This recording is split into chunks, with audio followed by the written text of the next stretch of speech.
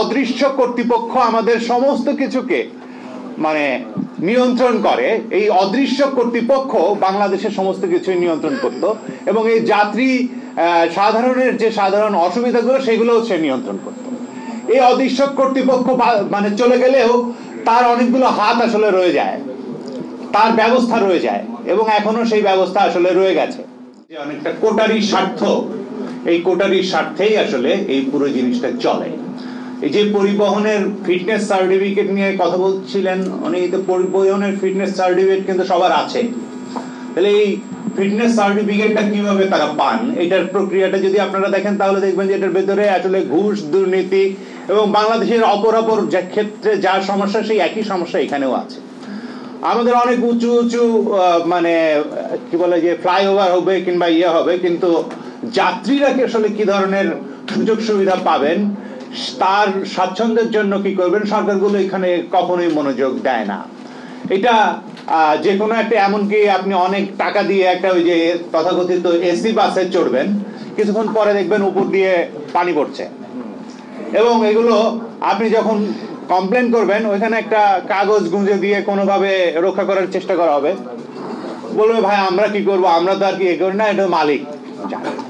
মালিককে বলবেন, মালিক হয়তো অন্য আরেকটা জিনিসকে আপনাকে দেখাবেন যে আচ্ছা এটা তো আমাদের দায়িত্ব না, এটা তো দেখার দায়িত্ব আসলে কর্তৃপক্ষের, তারা আমাদের এই মানে ইয়ে দিয়েছে। তো কিন্তু ওই কর্তৃপক্ষকে আপনি আর খুঁজে পাবেন না। আপনার একজন সাধারণ মানুষ হিসেবে ওই কর্তৃপক্ষকে আপনি কোথায় খুঁজে পাবেন না। ফলে এই যে এক অর্থে আসলে অদৃশ্য কর্তৃপক্ষ আমাদের সমস্ত কিছুকে মানে নিয়ন্ত্রণ করে, এই অদৃশ্য কর্তৃপক্ষ বাংলাদেশের সমস্ত কিছুই নিয়ন্ত্রণ করত এবং এই যাত্রী সাধারণের যে সাধারণ অসুবিধাগুলো সেগুলোও সে নিয়ন্ত্রণ করত। এই অদৃশ্য কর্তৃপক্ষ মানে চলে গেলেও তার অনেকগুলো হাত আসলে রয়ে যায়, তার ব্যবস্থা রয়ে যায় এবং এখনো সেই ব্যবস্থা আসলে রয়ে গেছে। আমরা জানি যে বাংলাদেশে আমরা 2024 সালে একটা গণ অভ্যুত্থানের মাধ্যমে একটা ফ্যাসিস্ট হাসিনার বিদায় ঘটিয়েছি, কিন্তু সেটার মাধ্যমে এইখানে সব সমস্যার সমাধান হয়ে যায়নি। যেমন বাংলাদেশের একটা পরিবহনের একটা বড় জায়গা ছিল এখানে, মানে নদী ভিত্তিক পরিবহন, মানে এখানে জলাভূমির পরিবহন। বাংলাদেশে রেল ব্যবস্থার কিন্তু সামান্য উন্নতি হয়েছে বলা যেতে পারে, কিন্তু যে উন্নতি হওয়ার কথা ছিল, প্রত্যেকটা রুটে যে পরিমাণে আসলে রেল ব্যবস্থার উন্নয়ন ঘটানো সম্ভব ছিল সেগুলো কিন্তু আসলে যাত্রীদের এক ধরনের সুবিধা দিত।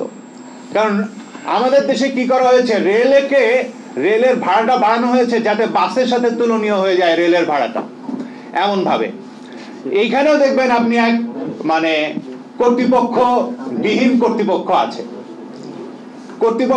কর্তৃপক্ষ আছে, রেলের ভাড়াটা বাড়ানোর যুক্তি কি ছিল, এটা যখন আপনারা দেখবেন তখন দেখবেন যে বাসের ভাড়া আর রেলের ভাড়া আসলে পার্থক্য হয়ে যাচ্ছে বেশি, ফলে ট্রেনের লোকে যেতে উৎসাহিত হয়ে যাচ্ছে বেশি, ফলে তারা মানে এই জায়গায় একটা হাত দিচ্ছেন। কিন্তু এখানে আসলে সারা দুনিয়াতে, ধরো পাশের দেশ আপনি ভারতে যান, রেলের ভাড়া কত এটা যদি দেখেন তাহলে দেখবেন যে বাংলাদেশের চাইতে এখানে অনেক কম ভাড়ায় তারা সুলভে যাতায়াত করছে এবং ব্যবস্থাটাও অনেক ভালো এবং সংখ্যায় অনেক বেশি, অনেক রুটে তারা যাতায়াত করছে। তাহলে বাংলাদেশে এটা করা সম্ভব ছিল। অর্থাৎ আমাদের যে চলাচলের বহুমাত্রিকতা, আমাদের এখানে যে পরিবহনের বহুমাত্রিকতা, এই বহুমাত্রিকতাকেও একটা কোটারি স্বার্থেই আসলে একমুখী করা হয়েছে।